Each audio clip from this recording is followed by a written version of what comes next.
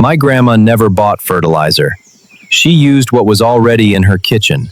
So I had to test it, her way versus the store-bought way. Same plant, same pot, same sunlight.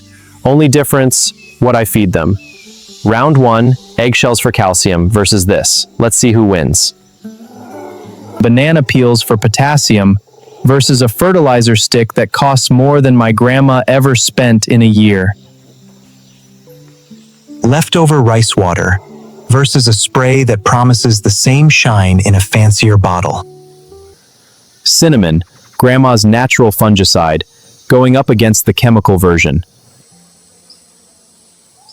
Let's be real for a second. One side of this test cost me nothing.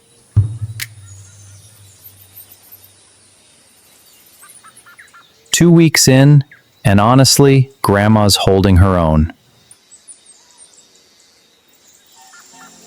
30 days later, and I'll admit, I did not expect it to be this close.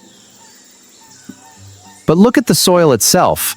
Grandma's side actually feels alive.